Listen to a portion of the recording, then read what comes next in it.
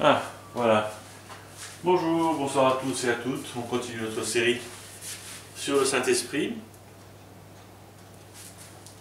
Alors, j'étais pas là ce dimanche, c'est Jean-Luc Roulman qui a prêché. Et donc, je vais juste poser quelques questions pour cette semaine. Le thème, c'était pourquoi vouloir le Saint-Esprit, et ça touchait plutôt la motivation, c'est ça.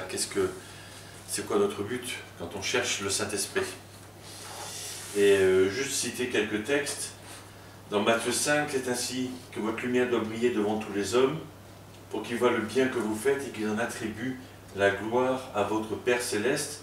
Ou quand Jésus annonce que le Saint-Esprit allait venir, et dans Jean 16, il dit « Il manifestera ma gloire ». Ou dans 1 Corinthiens 14, « Vous donc, puisque vous aspirez si ardemment aux manifestations de l'Esprit, recherchez avant tout à posséder en abondance celle qui contribue à faire grandir l'Église. » La question c'est ça.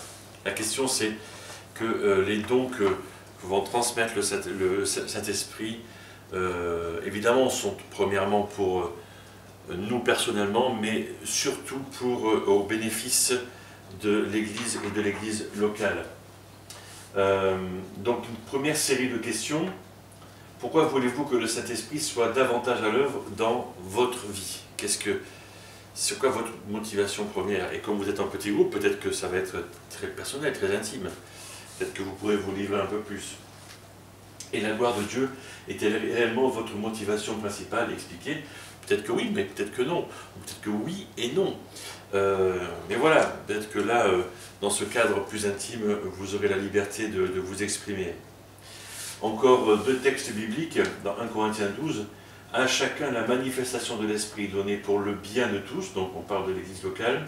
« Vous donc, puisque vous désirez si ardemment des manifestations de l'Église, recherchez avant tout celles qui contribuent à la croissance de l'Église.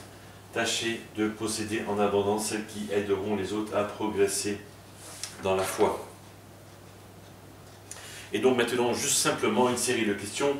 Alors peut-être que vous en prendrez une, deux ou trois, ou que vous discuterez sur toute autre chose. Voilà, je vous laisse le choix simplement. À quel point aimez-vous réellement l'Église et l'Église locale? Êtes-vous prêt à prendre le risque de l'honnêteté avec vos amis de l'Église? Avez-vous à cœur leur croissance spirituelle? C'est-à-dire que là, on dépasse nos propres besoins, mais on se soucie des besoins spirituels des autres. Que faites-vous concrètement pour les aider à avancer vers la sainteté? De quelle manière utilisez-vous les dons que l'Esprit vous a accordés pour le bien de tous? Là, c'est vraiment, cette question est vraiment en écho à ce type de verset.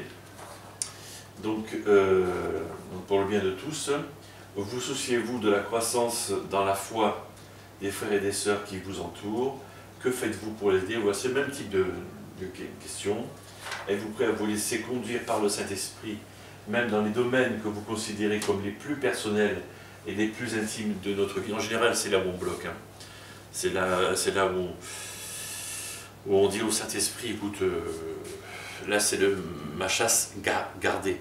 Va voir ailleurs s'il n'y a pas autre chose à faire, tu vois. Mais justement, il veut certainement aller là aussi.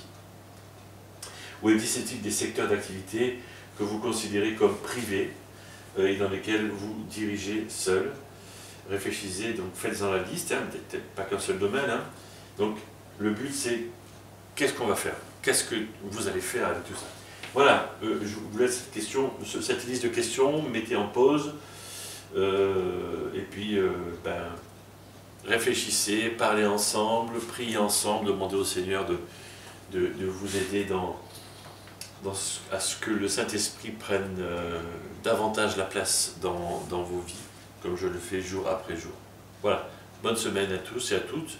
La semaine prochaine, on clôturera cette série sur le Saint-Esprit. Bonne semaine.